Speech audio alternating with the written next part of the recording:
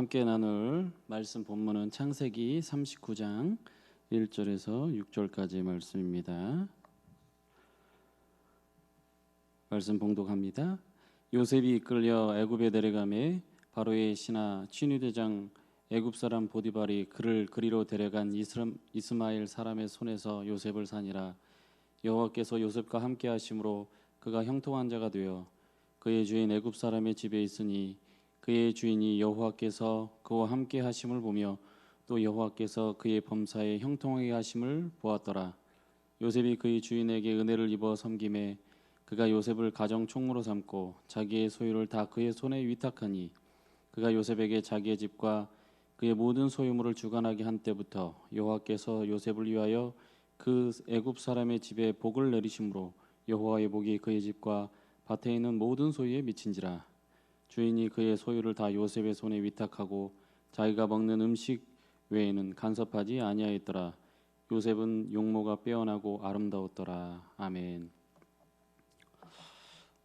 이제 9월달 한 달 동안은 창세기 39장에서 50장까지의 말씀을 함께 나누게 됩니다.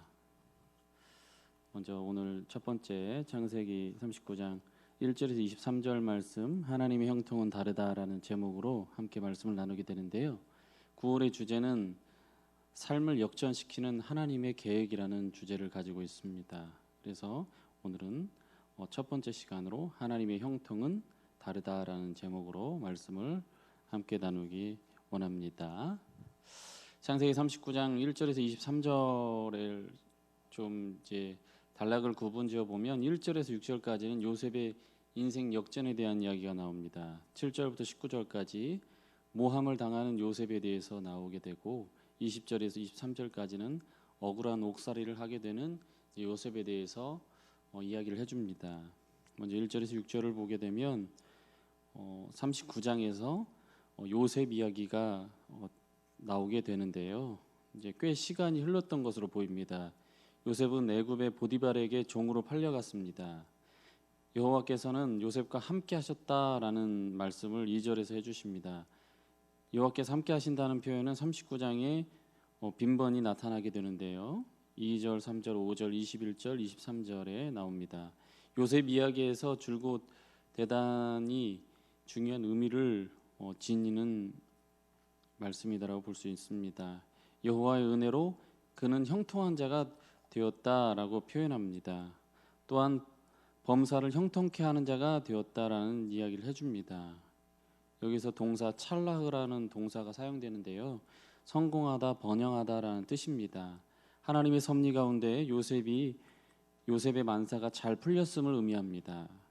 주인 보디발은 요셉이 하는 모든 일에 하나님이 함께 하신다는 것을 알게 되었습니다. 이방인이 보기에도 요셉을 범사에 형통케 하신 분은 하나님이심을 보게 됩니다. 주인 보디발의 큰 호감을 사서 요셉은 충성스럽게 그를 섬겼으며 결국 주인이 그를 가정 총무로 삼아 집안의 모든 일을 맡기게 됩니다. 요셉은 수십 명의 종을 관리하는 시종관이 되었습니다. 여호와 하나님은 요셉의 손을 통해 그가 하는 모든 일을 형통케 하셨고 보디발도 자신의 모든 것을 그의 손에 주어 자신의 모든 일을 형통케 합니다. 보디발은 그의 집의 모든 재산과 경영을 요셉에게 맡기게 되고 자기가 먹는 음식 외에는 간섭하지 않았습니다. 해밀턴이라고 하는 사람은 이것이 이스라엘과 애굽의 음식물 차이 때문이거나 애굽인들이 이스라엘인을 부정하게 여겨 겸상하지 않았기 때문인 것으로 해석이 됩니다. 그러나 이 표현은 단순히 사적인 용무로 보는 것은 무난한데 자기가 먹는 음식 외에 모든 것에 대한 재량권을 주었다는 말에서 하나님이 에덴에서 아담과 하와에게 선악과를 금지하고 모든 과일을 허용하신 것이 연상이 됩니다.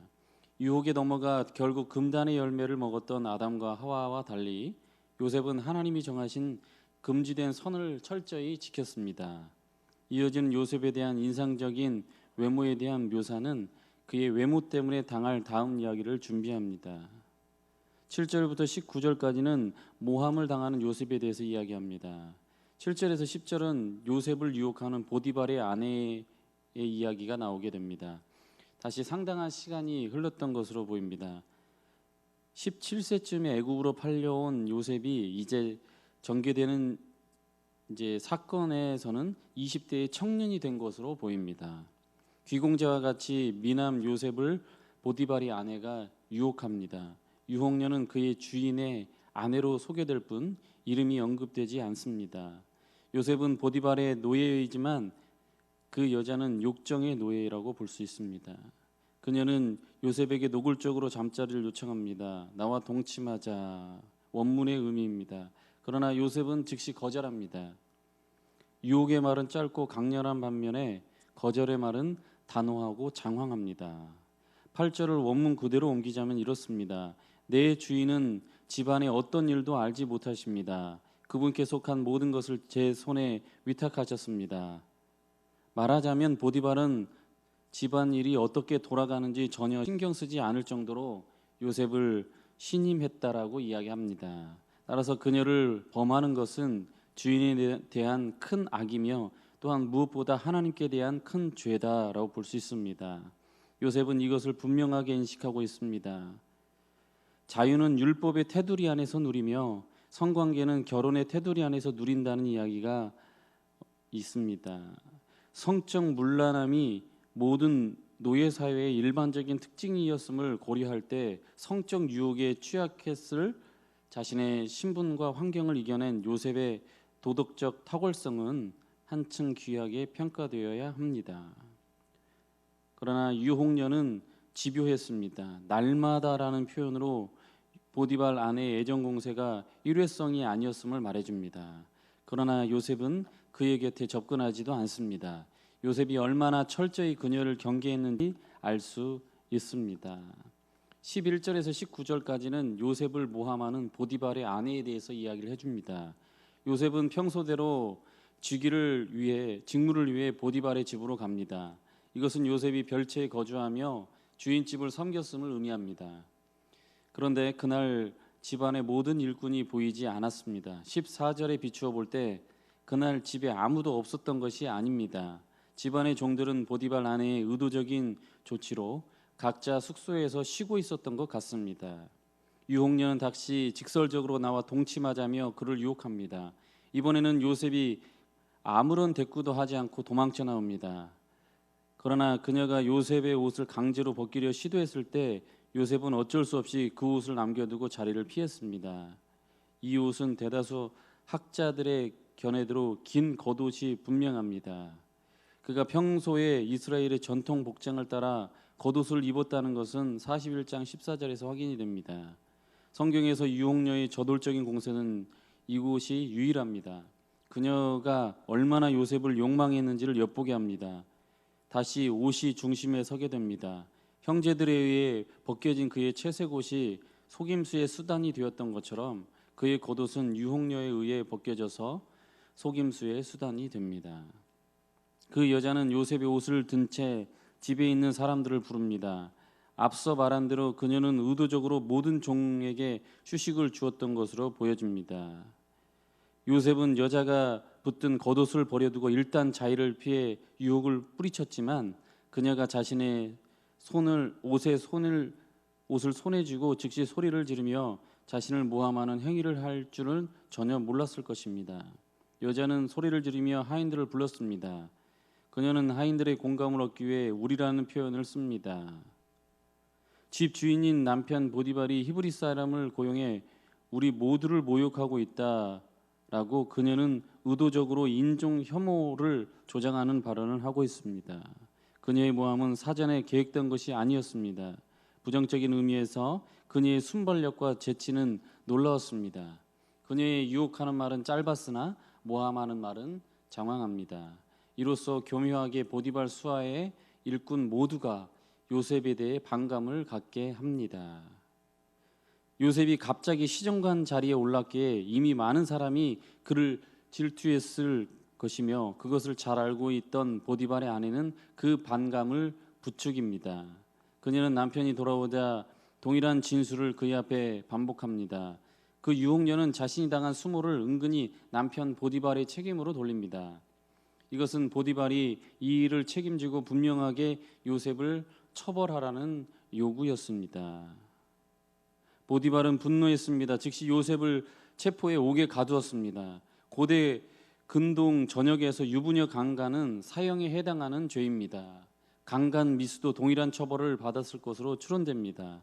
그런데 요셉의 혐의는 자신의 상관의 아내를 겁탈하려 한 더욱 중대한 범죄였습니다. 그럼에도 보디발은 그를 극형에 처하지 않고 옥에 가둡니다. 이것은 보디발이 그의 평소 아내의 품행과 요셉의 오랜 충성심에 비추어 자신의 아내를 신뢰하지 못했음을 암시합니다. 이제 마지막 단락 20절 23절은 억울한 옥살이를 하게 되는 요셉의 이야기가 나옵니다. 요셉은 이제 노예의 신분에서 죄수의 신분으로 곤두박질 칩니다. 그러나 하나님은 요셉이 어디를 가든지 함께 하시어 사람들에게서 은혜를 얻게 하십니다. 옥중에서 그는 간수장의 호감을 얻게 되는데요. 요셉의 성경 비결은 바로 여호와께서 함께 하심입니다. 간수장에게 은혜를 받게 했다는 것은 문자적으로 하나님이 간수장의 눈에 자신의 은혜를 부여했다는 말입니다. 말하자면 간수장이 요셉에게 호감을 품고 호의를 베푼 것은 궁극적으로 하나님의 은혜에서 비롯되었음을 말해줍니다. 보디발의 아내 눈에는 요셉이 욕정의 대상이었으나 간수장의 눈에는 신임의 대상입니다. 이번에는 간수장이 감옥의 모든 죄수와 재반 업무를 요셉의 손에 맡깁니다. 그리고 요셉의 손을 통해 다시 범사가 형통케 하십니다. 하나님께서는 오늘 이 말씀을 통해서 우리에게 은혜 주시기를 원합니다. 말씀하시기를 원합니다. 하나님이 함께 하시는 사람은 이런 사람이다라는 이야기를 해줍니다. 또 하나님 앞에서 의로운 사람의 모습은 이런 모습이다라는 이야기를 해줍니다. 또 하나님의 은혜를 알고 그 은혜 안에서 살아가는 사람은 이러한 삶을 살아간다라는 것을 이야기해 줍니다. 오늘 말씀을 통해서 하나님이 함께 하심을 요셉이 경험한 것처럼, 그리고 그 주변의 모든 사람이 경험한 것처럼 우리를 통해서 하나님이 함께 하심이 많은 사람에게 증거되고 전파될 수 있는 복된 우리의 삶이 될 수 있기를 바랍니다. 기도합니다. 사랑해 주님, 오늘도 말씀을 통해서 우리에게 깨닫게 해주심을 감사드립니다. 이 말씀이 오늘 우리의 삶에 적용되게 하여 주시고 이 말씀을 삶 속에서 우리의 매일의 삶 속에서 실천하는 예배자의 모습으로 살아가게 하셔서 하나님 우리의 삶을 통해 많은 사람이 하나님의 일하심을 보며 하나님의 은혜를, 하나님의 사랑을 알게 하여 주시옵소서. 하나님이 함께 하심으로 범사를 형통케 하신 요셉의 모습처럼 하나님 우리의 삶 속에 하나님이 함께 하심을 믿으며 살 때에 주님께서 범사에 모든 일에 형통케 하신다는 것을 믿으며 살아갈 수 있는 우리 모두가 될 수 있도록 하나님 인도하여 주시옵소서. 모든 것을 감사드리며 예수님의 이름으로 기도드립니다. 아멘.